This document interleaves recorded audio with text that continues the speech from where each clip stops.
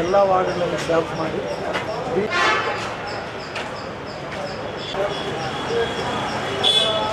Regular ಆಗಿ ಎಲ್ಲ ವಾರ್ಡ್ಗಳಲ್ಲಿ ಸ್ಟಾಫ್ ಮಾಡಿ ಬಿ ಖಾತೆಗಳನ್ನು 5ನೇ ದಿನಕ್ಕೆ ಕಾಲಿಟ್ಟ ಗ್ರಾಮಾಡಳಿತ ಅಧಿಕಾರಿಗಳ ಧರಣಿ ಸ್ಥಳಕ್ಕೆ ಶಾಸಕ ಪ್ರದೀಪ್ ಈಶ್ವರ್ ಭೇಟಿ.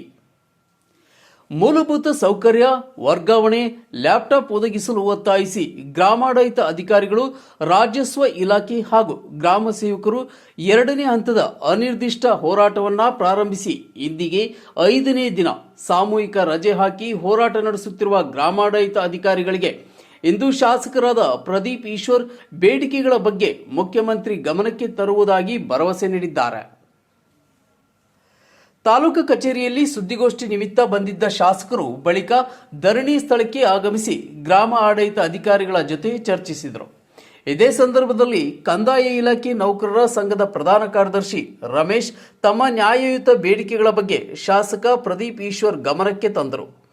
ಗ್ರಾಮಾಡಳಿತ ಅಧಿಕಾರಿಗಳ ಬೇಡಿಕೆಗಳನ್ನು ಕೇಳಿದ ಶಾಸಕರು ಸಚಿವರಾದ ಕೃಷ್ಣ ಬೈರೇಗೌಡ, ಎಂಸಿ ಸುಧಾಕರ್ ಹಾಗೂ ಸಿಎಂ ಸಿದ್ದರಾಮಯ್ಯ ಅವರ ಗಮನಕ್ಕೆ ತರುವುದಾಗಿ ಭರವಸೆ ನೀಡಿ ಖಂಡಿತವಾಗಿಯೂ ಸರ್ಕಾರ ಗ್ರಾಮ ಆಡಳಿತ ಅಧಿಕಾರಿಗಳ ಪರ ಇರುತ್ತೆ ಎಂದು ಹೇಳಿದರು.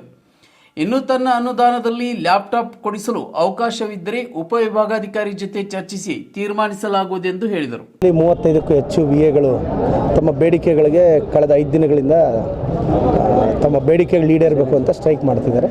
ಸೊ ಇವತ್ತು ನಾನು ಈ ಸ್ಥಳಕ್ಕೆ ಇದಕ್ಕೆ ಬಂದಿದ್ದೀನಿ. ನಾನು ಅವ್ರ ಜೊತೆ ಅವರ ಬೇಡಿಕೆಗಳು ಈಡೇರಲಿ ಅಂತ ನಾನು ಶಾಸಕನಾಗಿ ಅವ್ರ ಜೊತೆ ಸಹಮತ ವ್ಯಕ್ತಪಡಿಸ್ತೀನಿ. ನನಗೆ ನಂಬಿಕೆ ಇದೆ, ನಮ್ಮ ಕೃಷ್ಣ ಬೈರೇಗೌಡ ಸಾಹೇಬರು ತುಂಬ ಅದ್ಭುತವಾದ ಕೆಲಸ ಮಾಡ್ತಿದ್ದಾರೆ ರೆವಿನ್ಯೂ ಡಿಪಾರ್ಟ್ಮೆಂಟಲ್ಲಿ.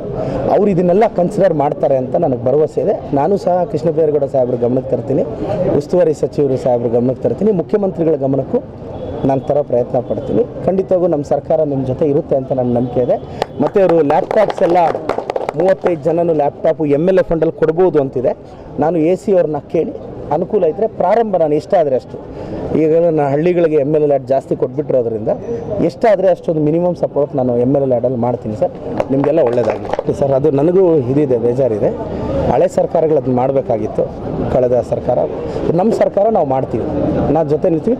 ಬಜೆಟ್ ಸೆಷನಲ್ಲಿ ನಾನು ಪ್ರಾಮಾಣಿಕವಾಗಿ ರೈಸ್ ಮಾಡ್ತೇನೆ ಸರ್. Thank you sir.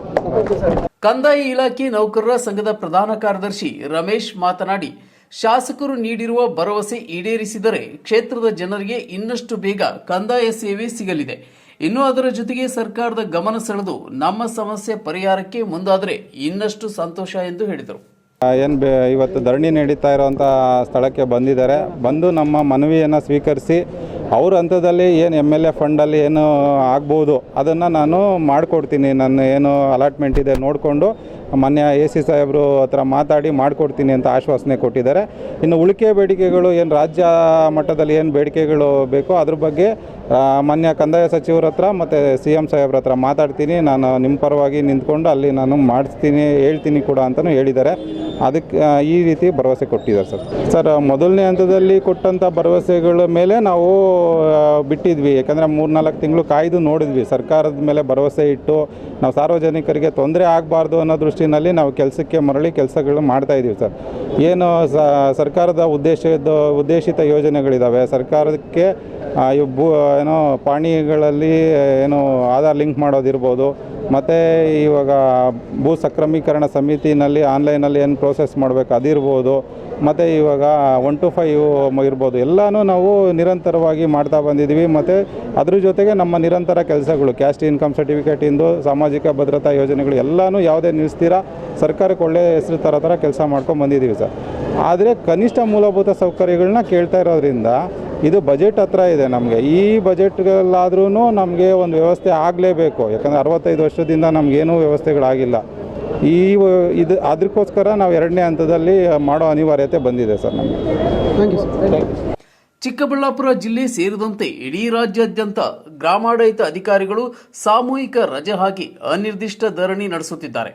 ಅವರ ಮೂಲಭೂತ ಸೌಕರ್ಯಗಳು ವರ್ಗಾವಣೆ, ಲ್ಯಾಪ್ಟಾಪ್ ಒದಗಿಸುವ ವಿಚಾರ ಮುಂಬಡ್ತಿ ಸೇರಿದಂತೆ ಹಲವಾರು ಬೇಡಿಕೆಗಳು ಈಡೇರಿಸುವಂತೆ ಒತ್ತಾಯಿಸಿ ಇದು 2ನೇ ಹಂತದ ಅನಿರ್ದಿಷ್ಟ ಧರಣಿ ನಡೆಸುತ್ತಿದ್ದು, ಆಯಾ ತಾಲೂಕಾ ಕಚೇರಿಗಳ ಮುಂದೆ ಧರಣಿ ಪ್ರಾರಂಭಿಸಿ ಇಂದಿಗೆ 5 ದಿನಗಳಾಗಿದೆ.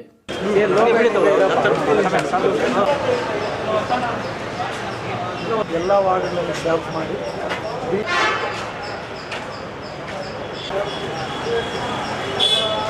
ರೆಗ್ಯುಲರ್ ಆಗಿ ಎಲ್ಲ ವಾರ್ಡ್ಗಳಲ್ಲಿ ಕ್ಯಾಂಪ್ ಮಾಡಿ ಬಿ ಖಾತೆಗಳನ್ನು